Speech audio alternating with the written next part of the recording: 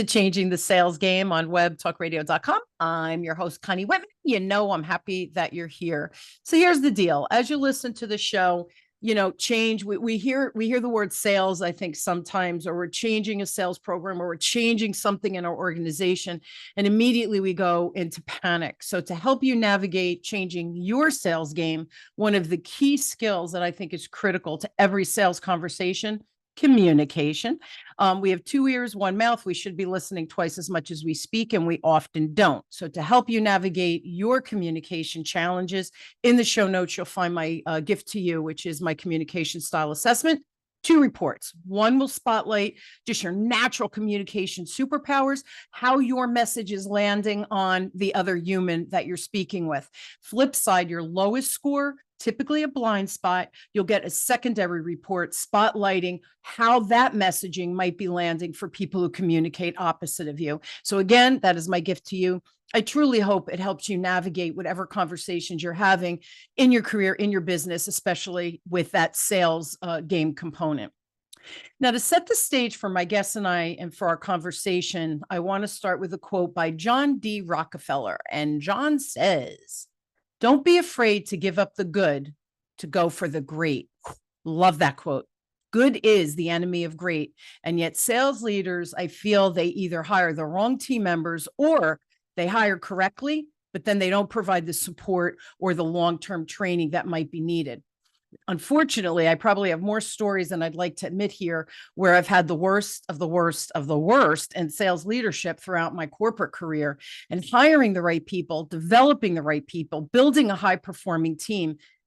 I don't think it's rocket science yet. So many organizations go through this churn and burn revolving door instead of trying that development route. So why? Why does this happen? I'm glad you asked. So my amazing guest today is the great Chet Lovegren.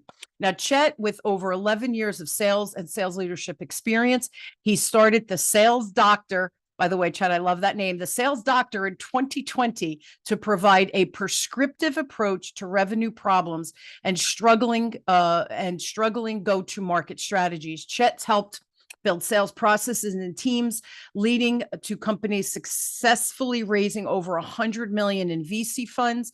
He also follows a prescriptive approach to solving revenue problems. He provides go-to-market professionals with the practical and tactical information to stop the revenue bleeding from archaic practices and methods. So please help me welcome Chet to the show. Thanks, Chet, for being on. Thank you, Connie. And you can tell marketing wrote that intro for me. So sorry we had to make you go through that. It's a mouthful. I'm always like, can we just tell people I'm a sales trainer and consultant? Like, isn't that just easier? And they're like, no, we have to really hit on everything. And I'm like, okay, fine. But I have to tell you, I can tell that you've done this well for a good amount of time, because you didn't get tripped up on the prescriptive word. Everybody always says that and they go prescriptive. They always get tripped up. So you did a fantastic job. I applaud Thank you, there. sir. See, that's my sales background. I like to talk. Yeah. I love it. All right, so let's jump in and be careful here, because remember, I do sales training too. So let's talk about, why doesn't the traditional sales training and that enablement work? Well, the first problem is that, unfortunately, most sales enablement teams are led by people who have never actually done sales. I don't think I've seen many people that have done sales actually do sales enablement.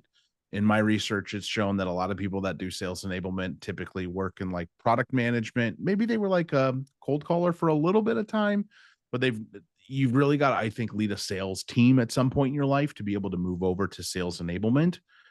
I have pretty much run sales enablement internally myself in any W-2 job I've ever had as a sales leader. We didn't really have a sales enablement team, and I can see why that was beneficial. I was my own internal department's sales enablement team. I worked with marketing to take the jargon and the words and the copy and make that actionable for people that understand it, while also working with CS, our customer success or account management team and support team, to understand how customers are talking about our product or services, and then kind of molding the two, because that's the big alignment that needs to happen. And sales is really in the middle when it comes to that. Right. We're taking the incredible branded copy buzzwords that marketings give us.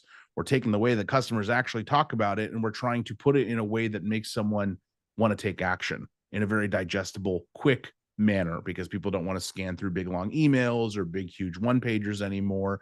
We Right. want quick, to the point, bite-sized, digestible, actionable pieces of content and copy. And so, and how you talk about that in discovery, how do you talk about that on a cold call? What are the provoking questions that you need to ask? And that's tough to do if all you've ever done is read about it, which a lot of sales enablement people unfortunately have done. They've just read about it. They haven't, or they've watched calls, but they've never really actually had to do it themselves, think on their feet, be quick, be adaptable, be agile. And so I think that's one of the biggest struggles, is that there's not enough people that have had a hand in building sales teams and sales processes working in sales enablement. I get why sales enablement roles don't pay anywhere near what a VP of sales, director of sales, senior account executive, SDR manager could make. So it makes complete sense Yeah. that we would kind of look at it as like, we want someone with some sales acumen, but it's more about product and content management. Yeah. So we're going to pay that kind of salary. Maybe some companies will include a little tiny annual bonus, or maybe like a monthly tiny bonus if we hit numbers, things like that. But usually you could make more just being an account executive, if anything. So why wouldn't you take that role if you're a seller? So I think Absolutely. that's one of the biggest problems. The second biggest problem is that people don't take science into account. I show people, I'm a firm believer of, PowerPoints were never meant to be shared and not narrated, but PowerPoints were never meant to be narrated word for word. Slide decks, whatever you want to call them, for the sake of the argument, we'll just say PowerPoints. Yep. And I'm sure you've seen tons of trainings where it's like, okay, yes, I can read the bullet points too. And I wish we could have death to title, column 1 stock image picture, column 2 bullet points about what we're talking about. The majority of the world are visual learners. So if you can't put an emphasis on creativity and visual learning in your presentations, you're going to fail. And most people don't. And what people get when they're going through onboarding and enablement is a slide deck that is title, stock image, bullet point, bullet point, bullet point. Or they're reading off a Google, Drive doc created handbook that's a bunch of links and to calls you can listen to and processes and stuff like that we have documented out word for word. Most people don't read that, don't learn that way. They are visual learners, and they need to see something. And then you mix the other data point, which is Ebbinghouse's forgetting curve. People forget 87% of what they learn within the first 30 days. That's right. So how do you combat that? How do you make sure that, the information that you're giving on day 1 is somehow reiterated on day 3 and then reiterated on day 6? So you're extending That's right. that delay of that, that forgetting curve, essentially, because you have to keep reiterating and hitting on the information. Then the third big problem is once they're onboarded, we kind of stop there. And their only meeting cadence is typically weekly sales meetings, which is not training, coaching, or support. That's just a giant memo that we talk about that sales leaders get their face time in. And then the second thing is weekly one-on-ones, which again, they mix. We should not be training or coaching in a weekly one-on-one. That's merely support. It's your job as a sales leader to support the person that's in the role, facilitate the relationship between the company and the person that is sitting in the seat that needs to justify the ROI of sitting in that seat. That's right. And there might be some training and coaching that happens in that one-on-one, but the majority of it should be what's going on with you and how can I support you? And it should be more geared towards like some strategy. And of course, people are going to be trained a little bit when they see new strategy, and they're going to be coached up and learn new things when you talk about strategy. But training and coaching shouldn't be the focal point. It should be, how can we get this deal across the board? Because I needed to close as a sales leader as much as you need to close as an individual contributor. Those three things, the sales enablement function, not being comprised of the right individuals based on multitude of factors that we covered, Ebbinghouse's forgetting curve, and then post onboarding coaching, training, and upskilling cadences, and confusing coaching and training when we should be supporting people. Yeah. And there was an article posted, and it hurt me to read this, but the CEOs that are approached by sales, doesn't matter what they're selling, right? Because organizations need so many different resources out there, right? Or tools, products, whatever it might be. And I want to say it was quite a vast survey. 84% of the CEOs that were interviewed or surveyed, they said 84% of them felt that the salesperson showed up ill-equipped and just not prepared, and that they were reading scripts. So they're not being coached, trained, exactly what you're saying. we're throwing them into the fire, and yet we're not giving them the verbiage, the whatever it is, the skill that they need. And I see this all the time. Again, this hurts me when I see it. They'll say, you're not performing. So I'll say to you, okay, Chet, in our one-on-one for the week, they're doing the one-on-ones. We're doing the one-on-ones, Con. And they'll say, okay, Chet, how many calls did you make? And you say, okay, I made 20 new client calls, 10 COI calls, whatever. And they go, all right, well, your numbers aren't there. So let's double it. Make 40 calls and then 20 COI calls. And let's see what happens next month. Meanwhile, I never listened to Chet on the phone, realizing that Chet, not great on the phone. He's friendly in real life. On the phone, he loses something. Maybe he's a little hard of hearing. I didn't know that when I fired him. So instead of coaching to get better on the phone, I've just created more angst, more stress. And oh, by the way, no improved results. What a waste of time, of the one-on-one, of the execution, the whole thing. And then the other thing I wanted to comment on, again, this makes me hurt, because coming up through the ranks when I was in corporate, 100 years ago, they had product managers. We had admin guys that ran the sales. And this is, I swear to God, Chet, this is a true story. They changed my territory because I'm a high performer. I work hard. They know that. They took from me to give to a lower performer, right? So that they can make their numbers. It's all a game, because they knew Connie will work harder. She'll do double the amount of work to make her numbers. So I dig in. So I went to my boss and I said, look, I'm really, really struggling this new branch. I just can't get the access I need. You know what he said to me? He goes, well, on a Sunday while you're watching football, pull out the yellow pages, go to that town, get those numbers and call them. I said, thank you very much. I remember coming off that meeting at night saying to my husband, I'm looking for another job. That I went sincerely saying, I don't know what I'm missing. Can you help me? And he said, while you're watching football, go to the yellow pages. That was back in the day. So they're promoting people who don't understand how to generate that revenue, right? By the good in, the good out, right? You have garbage in, you get garbage out. So all of those things you said, I was like, I broke it to hives a little bit, people. So let's talk about it. How can companies then improve that whole onboarding program for those new reps or managers, so that you don't have that 84% statistic or the loss of learning and all the things you talked about with the first question? Well, number one, my ultimate answer is not solvable, because I would almost say pay sales enablement like you pay everybody else. It's harder to think of bonuses, but hey, that should be the benefit. Like if your sales director or director of sales, or sales, let's call it what it is, sales manager, is on set to make a 300,000 OT, 150, for example, then I think the person that's enabling that person's team, that's responsible for onboarding people and keeping the material and discover what kind of responsibility that person's going to have post onboarding to the team and how they're going to support them. Sure. Why do we pay that person 125 out the door? It's a little crazy to me. I know there's unit economics, but you need to shift things around. Then maybe you pay your sales manager 125, and you fork out a little bit more salary for an actual sales enablement person. So the person that could be a great director of sales and a great coach and a great sales trainer can decide, you know what, I'd rather just take the 175 salary guarantee to go knock it out of the park here. Whereas in other companies, I could make 125 base and then maybe another 100K. I'm willing to take 50K less for the year. Yeah. I think the comp structure needs to be thought about, needs to be changed.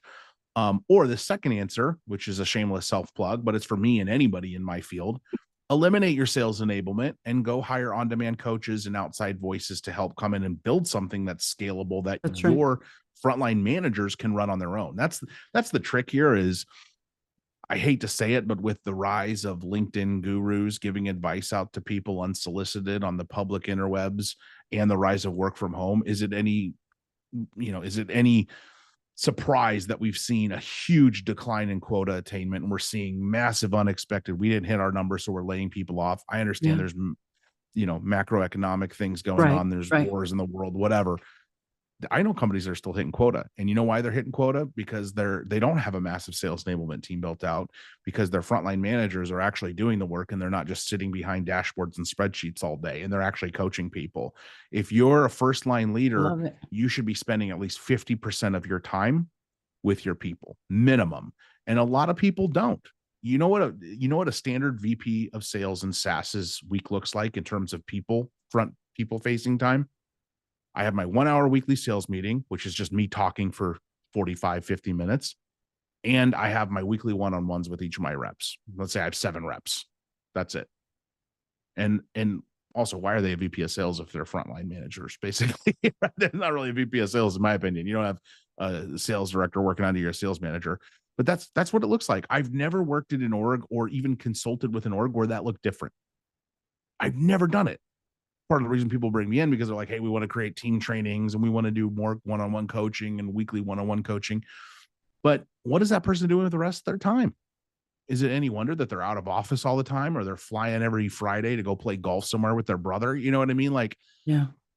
Why are we so adverse to doing the things that we need to do? And I think that's part of the reason you're seeing a lot more sales leaders get laid off recently. I've seen a ton of sales leaders get laid off in the last 6 months after a bunch of individual contributors were laid off for a year. I think companies were like, maybe it's not just the people, maybe it's actually people running the people. Exactly right. Like, yeah.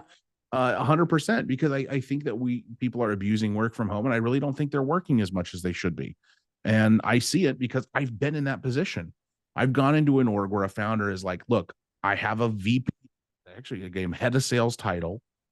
We're bringing in 3.5 million ARR. We want to get to 6 by the end of the year. This was in 2023. They have 4 account executives and 2 SDRs that are setting appointments.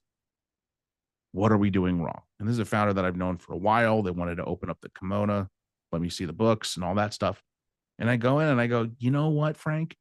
Personally, after looking at everything, I think you need to do a time audit of your head of sales. As crappy and as babysitting, micromanaging as that sounds, because I'm hearing directly from the founder, what's your relationship of work that you're having them do on a weekly basis?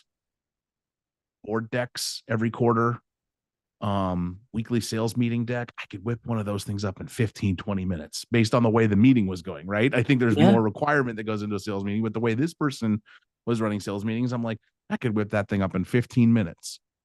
They're not hopping on calls with people, doing discovery calls with newer reps, hopping into negotiation calls with deals that need to get pushed across line. So founder doesn't have this person doing a lot of work.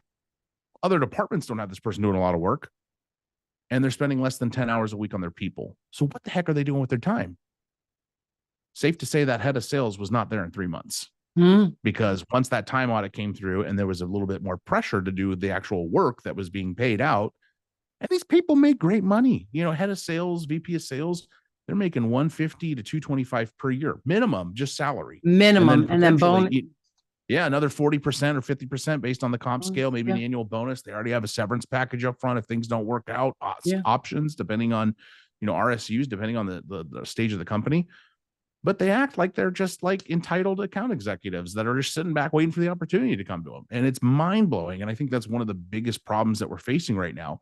And then I go into an org where, I see a team hitting and I look at their manager and I'm like, oh yeah, that's because this person is doing all these extra things. So how do we fix it? I think it depends on what lens you're looking through. Am I a founder? Am I a sales leader myself? Am I someone who's working cross collaboratively with sales and I need them to perform better? So how do I nudge that team in the right direction? I think it's keeping an eye out on those things. Like, do we feel that the team is doing the right things in terms of their workload? Like, are we working on the right tasks? That's the first thing I always look at with SDRs and AEs when they're not hitting numbers. Sales activity numbers aside, are you prioritizing the right tasks? Why are you over here doing cold outreach when you have 40 people you've established contact in the last 3 months who haven't moved forward to the next step? That would be the first person I want to talk to above and beyond someone I've never connected with.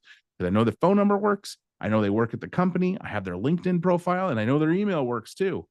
And I know that they'll pick up the phone or respond to an email. So why are we going and talking to, Sally, what's her name, and Joe, who's his name, when we already know that Connie's going to pick up the phone and she's going to talk to us and she knows who we are and she knows what we do and the problem we solve. We just need to highlight how we can help her. It's just mind blowing. So it's usually task prioritization, bad time management skills. And sometimes it is a lack of like, it's I'm the sales leader and I've earned this. And I see that a lot, especially from first time VPs and heads of sales. It's I've earned this. I deserve to go clock out every other Friday and go do whatever I want. I deserve to, take a break as much as I want. And it's just bad. It's really bad. And it's part of what I think is really a big problem right now. Chet, you know what's so funny? And it's accountability. I think everybody is so Mhm. afraid. And whenever I say that word to, the executives or whoever I'm working with, and I go accountability, I don't mean, okay, they're not performing, fire them. That's not accountability. We Yeah. might have to fire you if you Yeah. don't, if you're not accountable to what, here are the numbers, here are the goals. You didn't meet the month in, month out, quarter in, quarter out, whatever. Why am I keeping you? And the other thing, I see this lack of engagement across the board. So when I read that article about the CEOs feeling their sales reps are coming in not prepared, well, are you surprised because they're not getting any reinforcement? And I know with a lot of my corporations, the team leaders, sometimes it's an internal problem where the organization is like, well, we need a report for that and a report for that. And can you be in this meeting? So me as the sales leader, I should be with my people 80% of the time and in meetings and reporting and all that other stuff 20% of the time. They flip Mhm. flop it. Well, if I'm in meetings 35 hours a week, how could I or reporting or whatever it is? So I thought your idea when you said it's like you're micromanaging, but I oftentimes say, I need you to do 2 weeks. And every time you do something, what was the time? How long did it take? And then prioritize it, rank it 1 to 5. Was it a low priority item or was it a high priority item? And I'm telling you, we see a lot of admin work, busy work, where that becomes the priority because it's tangible and visible. Then did you make enough phone calls? So Mhm. and people lie too. I made 50 phone calls, they made 2, that kind of thing. So you have a little bit, now we can measure that on the back end a little bit better with the technology. But they're the things that I see as well. We're being and no, sometimes yes, the individual, I've earned this, I've arrived, right? So now I'm going to sit back and earn my paycheck like those before me. But I also think some of the time is they're bogged down with stuff, and it goes back to what you said with the prioritization. It's not really I have this objective, but I'm not giving you the tools, the bandwidth, the manpower, the time to maximize to that whatever that accountability measure is, because I have you in meetings. So I think here's the long and short of it, in my opinion. I think the corporate structure needs to be tweaked, like you were saying, that kind of manage this, tweak that, give over there, take from here. I think we have to look at that at a macro level and then like kind of zoom out, zoom in, zoom out, zoom in. Does that make sense? Of course. Yeah. And that's why I say it all depends on the lens you're looking at. Yeah, I Like, loved especially that. in this specific use case, founders like, I'm like, well, maybe you have them on a lot of meetings, Frank. Maybe you want like, no, I meet with them. I mean, we have our all hands once a month. We meet for our weekly one-on-one. Other than that, they're at the mercy of whatever they need to get done. Yeah. I don't meet with them other than that. I mean, I'll take a phone call if they call me. I'm not here to not support them. And it's like, okay, well, maybe they're on like a lot of these like sales to marketing alignment calls. Marketing leader says, oh yeah, we have an hour sales and marketing call every week, department call, but this person hasn't been to one for like the last 2 weeks. They keep canceling. Oh, okay, well, maybe they have a lot of like sales to CS alignment calls. I mean, think about it. Like, what else do we need to sit on? You don't, and that's the thing too. Then if you look through the lens of the VP of sales, who's like, well, I want to do this chat, but I don't have time. I'm on 30 hours of meetings a week. Okay, find 5 meetings that are totally useless, that are taking up 5 hours a week, That's and right. have the courage to say, you know what? You want me to perform my number? I don't need to sit on a call with product to learn about this thing we're pushing out. That's You right. tell me what we're pushing out. We'll figure out how to sell it. And if we think it's totally wonky and there's something that just doesn't make sense, we'll voice our opinion. But I don't need to like control the situation, because at the end of the day, product's going to push out whatever they want to push out. That's I've right. seen sales leaders be on some really dumb calls where it's like, okay, well, what do you care more about? Like, you talk to your boss, they can't argue with you saying, I need to spend more time with my team if we're going to sell. The problem is that most founders have been in this, and CEOs have been in this business long enough that when they hear that, they go, I want to put more meetings with my reps on the calendar to get out of these other meetings that I'm just going to end up canceling anyway, because that then happens. Oh, everybody, I'm just pushing. And I've seen that happen with sales leaders too. Oh, I'm going to push our weekly group coaching call, or hey, our weekly training, I'm actually going to push it off. I got stuff that came up today. All And the then the time. stuff that came up, the sellers are like, oh, they have something going on. Maybe founder, CEO, or other department needs them.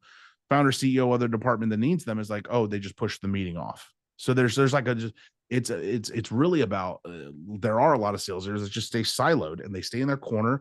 And my reps know what they know, my department heads know what they know, my boss knows what they know, and they kind of like just compartmentalize is really what they're doing. Yeah. And so internally, you know who you are if you're listening, and that's you. But if you are someone who's like, no, Chet, like I really don't have the time, like you were saying, Connie, like I'm on 35 hours of meetings a week, then you need to figure out that prioritization. Yeah. Look, at a core, what do you need as a sales leader? I need to meet with marketing once a week. I need to meet with CS and support once a week. I need to meet with my founder, my CEO, whoever's in charge of me once a week. Above and beyond that, what else do you really need to be doing? Your You need people. to be getting your team enabled, maybe meeting with RevOps, whoever's getting you your lists and Yep. your leads. Like, yeah, there's some other things, but 5 to 10 hours of operational work a week, you should be able to double, if not triple that amount that you're spending there with your team. And if it's more than that, then that's what I think in terms of what you said, the org structure is broken. Yeah. Are you hiring someone to run the business unit and coach and train and upskill the team? And look, if they don't have time, great. Bring in people like me or Connie and we'll help your team. Yeah. You need 15 extra hours of coaching and training for your team a week. There's people that can help that, on a fractional Absolutely. basis. So it's Absolutely. about like that task prioritization again. Do we care about this product that we're releasing for our logistics software that's launching? This little small feature set that's probably actually going to go nowhere, that only like 8 clients are really requesting, but we're going to build it out anyway, because what the heck are we paying product for if they're not going to code and develop something? Are you going to sit on an hour a week meetings about that? Or are you going to save that 15 hours over the next, 3 months, next quarter, and put that time on your team to be able to coach and develop them? And that's the problem, is we don't have task prioritization. Look, people are still people. SDRs, AEs, customer success managers who struggle with task prioritization to end up moving into frontline and second line leadership, they still struggle with the same thing. That's like the one Absolutely. thing that doesn't get solved. And so it's about, what am I prioritizing and what am I focused on? And you need to put your foot down if you're being bogged down with useless junk. I think a couple of things too, Chet. Unfortunately, when some people, the boss says, I need you in this meeting, and we turn around because we want to honor, right, the boss, the CEO, whoever it is that I report to. But on the same token, we have to find our voice to say, listen, I'd love to do that, but my goals are blah, blah, blah. And we're not on pace to do that. I'd rather take that extra 2 hours and do a couple of more calls. We're afraid to articulate what we need because sometimes it's a blind spot. We don't know specifically what we need, but we're also afraid to give pushback. Well, they're the boss. They know I'm not making my numbers, but they're asking me to cover this meeting. Let me go and do it. That's number one. And I think that lack of communication is the silos, right? Why do we have silos? Because nobody wants to talk to anybody, because my job's more important than yours and the product is more important. And it's like, no, we're all pushing the boulder up the same hill here. How about we all put our hands on the boulder? We're going to get up there a heck of a lot faster, but we have to communicate about which hand and where to put it and all of that. So lack of communication, I think, is a big one. And that's what that doubles down on the silos. And the prioritization. I when I meet with people and I think, well, show me again, like that timeline, show me. And when I look and I get like 30 hours of your day is spent on a task that's ranked as a 1. Look at all these 5s you have over there, and you only spent an hour on them. We have to flip the script, right? We have to turn the pyramid upside down, if you will. Scary. We're human. We're only human after all. Mm-hmm. Here's a great line. If your boss is throwing you on a call that you don't think is going to be relevant, say, I could totally show up. I would prefer to prioritize my team and enabling them and getting some of these deals across the finish line and helping us get prepared for next quarter with outreach. Do you think by having me on this call, I'm going to make the meeting at least 40% better or more? 40% rule. If I'm not, and that's a good number too, because if you say 20%, they're like, yeah, I think you'd at least add 20% more value to the call with having you on. 50%, everybody knows the number 50. So it's a good pattern or up to bring it a little bit lower, because that actually gets someone to think, what do they do when they hear 40? They round it up to 50. Do I think you'll do at least 50%, make this call at least 50% better by having you on? Well, probably not. So 40%, no, I don't think you will. Okay, then I don't need to join. If I'm not going to make this meeting 40% more valuable by joining or more, then I don't need to be there. Yes, this actually has, then you have your leader justify why they're putting on this call. Yes, Connie, because we're going to be talking about our go-to-market strategy with this new product, how we're going to combine all the closed loss reasons for product feature gap functionality, and then the free text field of additional reason to make sure that we can scope for this product feature. Maybe get a list of 30 people. Marketing is going to work on this. So I really need you there to talk about that lead handoff process the cold outreach process for deals we already lost because we didn't have this feature. So yes, I think you're going to add like 80% more value by being on this meeting. Or no, it's really just a bunch of product updates from products. So I don't even think you'd add anything to this meeting. You're more of just an attendee. So no, yeah, skip this meeting. I'll just send it out. We'll send you the transcript and a memo. We're going to send it out to everybody afterwards. So get your leader to justify and think holistically why you're on the meeting. Because sometimes, right, Connie, they don't know any better. And they're just like, I think this person should be on the call because they're part of our go-to-market team. Yeah. So they should be involved in the conversation. But it's like, well, what percent of value am I going to add to the conversation? Because if it's not a lot, and I did that happen all the time when I first started in management, I was leading SDR teams. I get thrown in calls where we were making decisions about things. I was like, nobody, my head, I was like, nobody respects my opinion anyway. Nobody's going to care what my opinion is. So I'd always say like, hey, am I going to add like 40% or more value by being on this call? Well, no, because you're not going to be able to make the decision. We're going to pretty much make it. I mean, if we need something, I can ping you on Slack. No, this okay. Go do some more coaching or whatever, right? Because I'm like, why am I sitting in here talking about what competitive intelligence software we're going to buy when I'm on the losing decision side of every decision we've ever made on any tool that we try to purchase in our go-to-market tech stack? There's no reason I should be here. So I think that's another way to get them to think holistically. Am I just throwing this person on the call, or do I actually need this person on the call, and are they going to add value? Am I going to add 40% or more value to this call by being there? So I think if they could define the culture, right? If we define what the culture is, what the expectation is, and everybody's playing on the same field, I think that helps. But you're right. If you're not telling me what the meeting's about, but you want me to be there, I love that. That 40%, that's such a good pattern interrupt. And then again, it makes the boss stop and think, you know what? No, I could send you the transcripts. Just now you've just freed up my time. It's so funny, Chet. I remember years ago, my husband came home pre-COVID and it was a Friday. He was so tired. I go, why are you so tired? He goes, Con, I was in meetings 42 hours. Like he would come home late or whatever. And so I looked at him and I went, huh? And I said, well, when are you going to do the work? And he goes, I don't know. That's a problem, right? That's on Sunday while I'm watching football. Right. Yeah. That goes full circle. We're almost out of time, but I want to ask one more question. We keep talking about culture and accountability. Why do sales teams, do you think, or have you observed, have such a hard time building those cultures and holding that accountability to the performance, right? The numbers are real. It's purely top down. And it's actually funny. There was quite a thread on Reddit in the sales thread on Reddit the other day. There was, I don't know, I'm not cool enough that I actually know how they call it. So there's a sales thread, and then there's like other comments, and people create threads on there. I'm not sure how people talk about how Reddit's structured, but I like to go there sometimes to see what people are talking about. Yeah. And somebody posted this thing the other day, and they said, "Is it just me, or are all founders and CEOs idiots?" And I just opened the thread, and it was like 80 people responding, and I was reading through all the comments. And I said to myself, you know what? Unfortunately, and this isn't a catch-all, but there are a lot of founders where it's like think about the model that we're in and why so many companies are trying to go, IPO, because investors want their money. I need a liquidity event so I can get my money out. Like Reddit is not profitable, but somehow they're valued at $5 billion. They're going to IPO. Those investors are going to cash your stocks out and they're going to run. It's the same. People don't understand that most companies, especially, and I'm speaking of software sales specifically here, but it's a very large number of the sales culture is SaaS. Most of these companies are not profitable. They're not. They're just influxing cash from investors until they potentially get profitable. I mean, look at Uber. They weren't profitable until like 3 years ago. They've been around for a decade and they weren't profitable, constantly losing money, but people still investing money in them. And so founders, to me, in a lot of scenarios, unfortunately, are people who don't want to have a day job and they want their day job to be being a founder.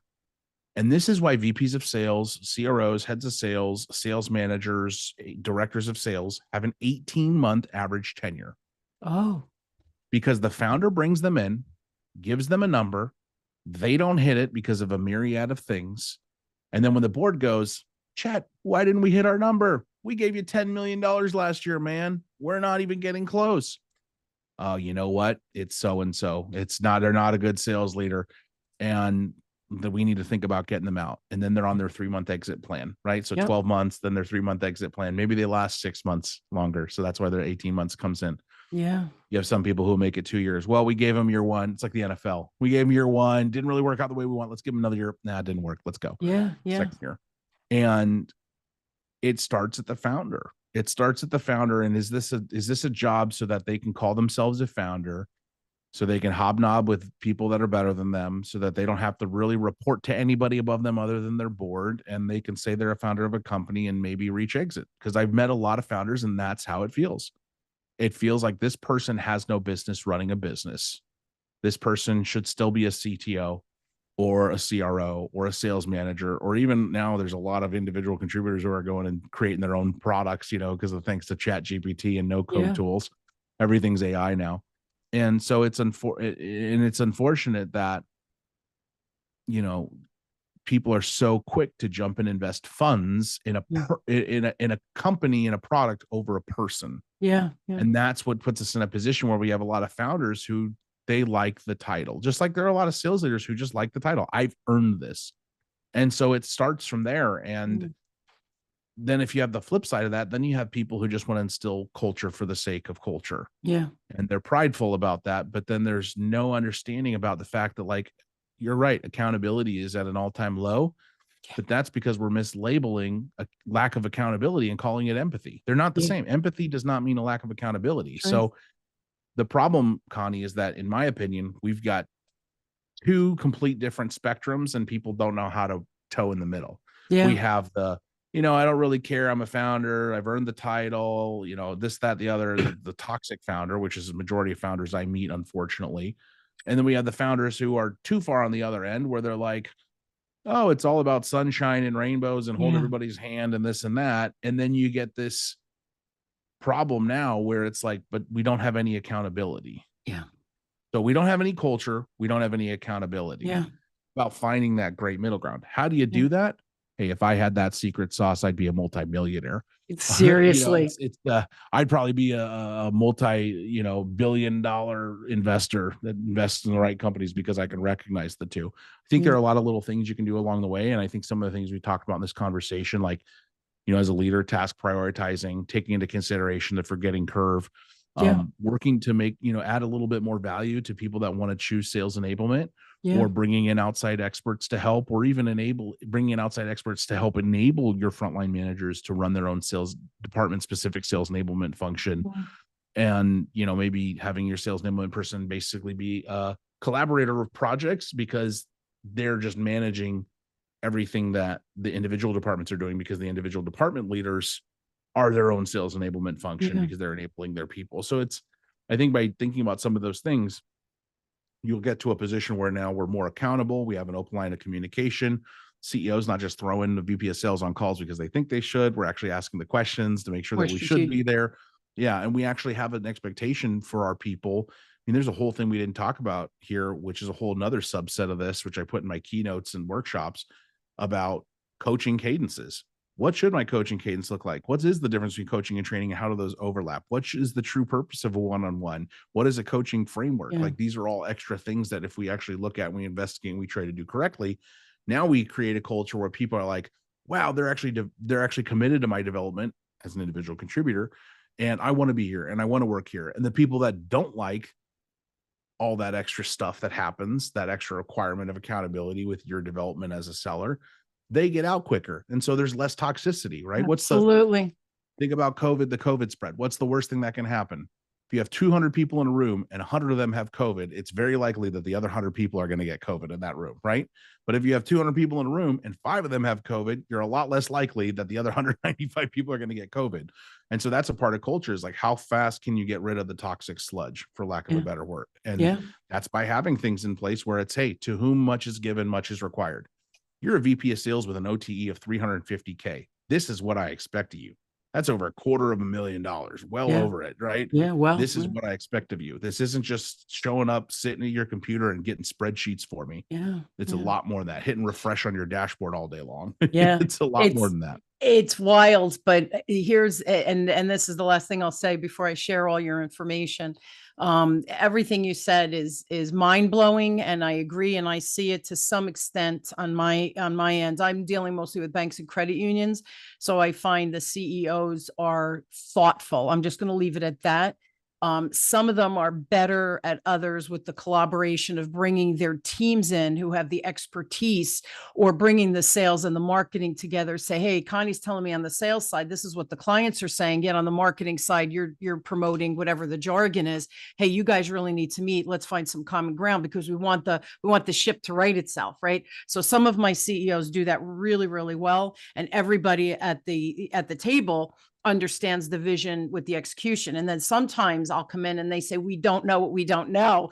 And I'm okay with that too, because at least they know we're missing something. We're not sure what we're missing, right? They're blind spots. So the bottom line is, first step, I think, is always coming in and evaluating what are you doing and what's working. Cool. And then let's look at what are you doing, but where are the missteps? Where are the blind spots? Where are we not getting the revenue or the mileage that we want? Now we have something tangible to work with to say, empathy isn't a bad thing, but let's talk about how we can be empathetic with our accountability, right? So I think it's communication. It always boils down to, we're working with freaking humans. We have to learn how to talk to each other, diagnose each other, support each other. My message, if I'm coaching you, and I had one coach early in my career, Chet, where I came in with $1 million policy, and he said to me, why didn't you sell 2 million? Like you're on a high, and he'd squish me. We'd come out of a call, and I didn't push for the sale because I didn't think it was ready yet. And I sell through love, care, and respect, right? That's kind of my mantra. And we'd get in the car, you idiot, you moron, you're never going to be successful. You're going to live in the street, like yelling at me. That's not okay. This is what we see. We see the empathetic. We see the, I'm not going to do anything. And then you see the ones they think to motivate you is by screaming at you. Like, can we evaluate? So now we're making a good decision of what really needs to happen to move forward and get the return on investment and time. We're quick to put fixes on. It's like, I call it putting the Band-Aid on the dam. Like we have these holes, let's put a Band-Aid on it. Oh yeah, that's going to hold really well, right? Yeah. Chet, we could talk all day, brother. So here's the deal, everybody. If you need a little more Chet in your life, especially if you're in the tech world, because that is not my zone of genius at all, please reach out to Chet. It's Chet at the salesdoc.com. Website is the salesdocrx.com. And you do have the newsletter. I have the link for the salesdocrx.com newsletter. But then you also said on your website, you have some other cool things for the listeners. Yeah, there's a resource tab at the top, and there's previous versions of my digital or my virtual sales podcast that I had. Cool. It's different format now. We do it in person in a studio with a consistent co-host, but I have all the old virtual meetings up there, downloadable resources, ebooks, stuff like that. That are all up there along with the newsletter. And I want to add, the newsletter isn't, I had a newsletter before, it was cool. And I encourage people to check it out. If you don't like it, you can unsubscribe, because my whole commitment is like provide actionable sales, but business focused sales content in less than 2 minutes every week. So in my head, it's like, if you can't dedicate 2 to 5 minutes a week to learning something shiny and new, I mean, do you have any business being in sales? So that's my take on it. It's not very verbose. It's not very, text heavy with a bunch of paragraphs. It's not like a blog post inside of it. It's literally like quick intro, 3 insights, conclusion, have a good week. You know what I mean? Love it. Quick hit. Just drive by. It's a drive by. Yeah, it's a drive by. Pop, pop, pop. There you go. Hey, I grew up in Newark. Clip. I grew up in Newark, Chet, during the riot. So yeah, there were drive-bys, let me tell you. And I remember the gunfire at night. So there you go. That's where that must have come out. The Youth of Connie just came out. You saw it live here on Changing the Sales Game. Kiddo, thanks for being on, Chet. I really appreciate it. I could talk sales all day. Love seeing your generation become really proficient at sales. Makes me excited, because I think there's hope. And if we keep talking about this stuff, right, and come up with a real strategic game plan, I think we can make such a difference. Everybody can make more money, and we could do it with a lot less effort and stress and angst. And then, share it out there in the world, right? We can really make a difference, one person at a time. So thank you so much for being on. I really enjoyed our conversation. Of course, we're just here to train the robots before they take our jobs. So we're happy to do it. this generation. Or just Stop. You're give a all the real robot, right? You told me that before. every You're a robot in a man's form. yeah. No, I'm teasing. just Synthesia AI, and I'm just I talking with a love it. Chat GPT You're- prompt. you're- Connie figured out how to use AI, and she created her own version. Yeah. I'm smart. I'm smart, right? There you go. Thanks again. And thank you for tuning in. You've been listening to Changing the Sales Game with me, your host, Connie Whitman, on webtalkradio.com. I am honored to have you on this journey of changing your sales game. And together, my guests and I truly hope that we help you move the needle on whatever you need to focus on to change your sales game and or your organization's sales game. So thank you for tuning in every week. I am honored to have you on this journey. I love you all. I wish you an inspired week, and we'll see you next time. Thanks, everybody. Thanks again, Chet. Great show.